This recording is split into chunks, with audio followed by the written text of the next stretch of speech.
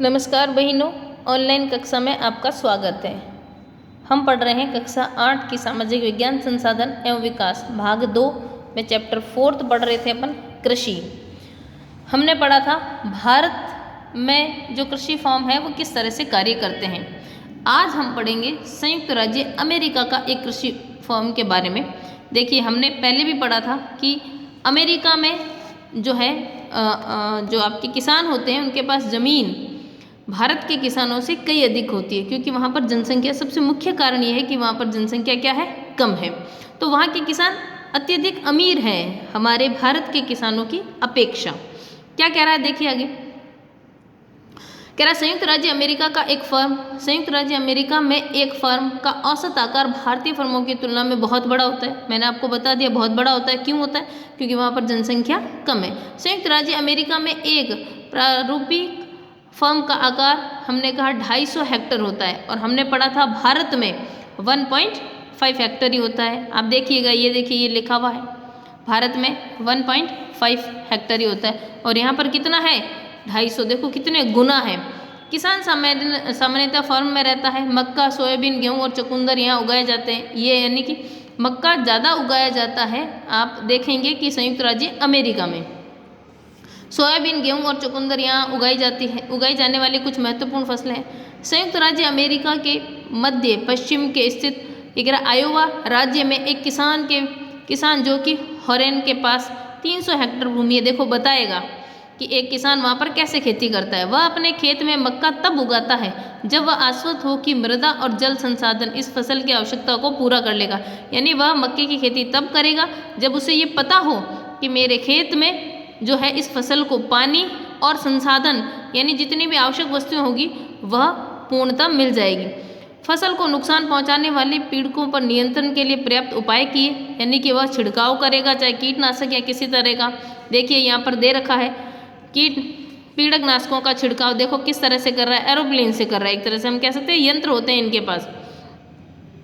ये कह रहा है समय समय पर वह मृदा के नमूनों को मृदा परीक्षण प्रयोगशाला में जांच के लिए भेजता है। आजकल हमारे भारत में भी मृदा प्रशिक्षण हर जिले पर स्थापित कर दिया गया है, जिससे व्यक्ति एक मुट्ठी भर रेत अपने खेत की ले जाता है और वहाँ मृदा प्रशिक्षण में दे देता है, तथा वह ये पता कर सकता है कि मेरे खेत की मृदा यानी मिट्टी कैसी है, ताकि मैं इसमें कौन सी फसल उगाऊं ताकि वह फसल बहुत अच्छी हो सके।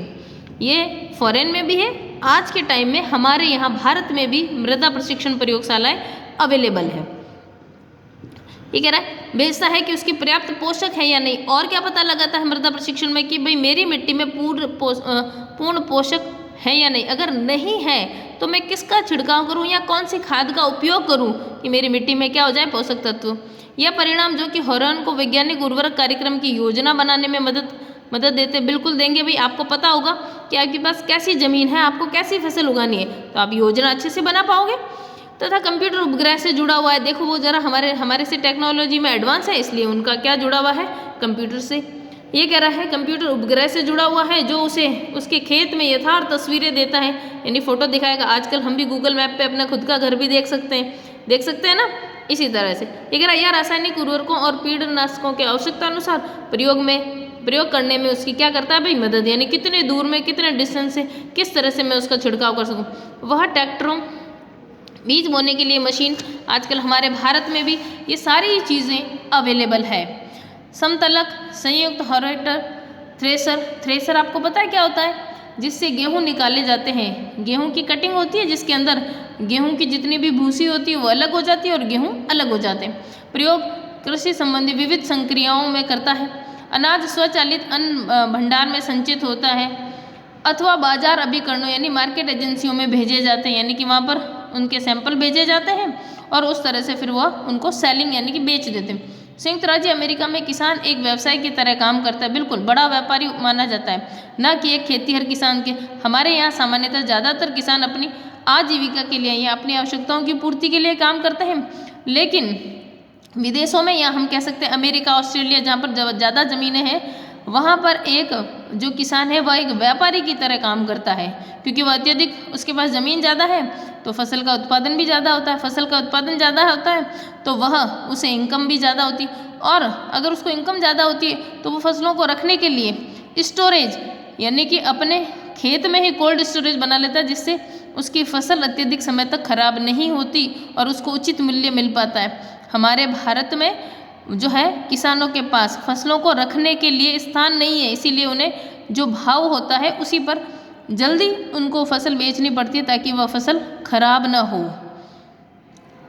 इस तरह अपना ये पार्ट पूरा होता है।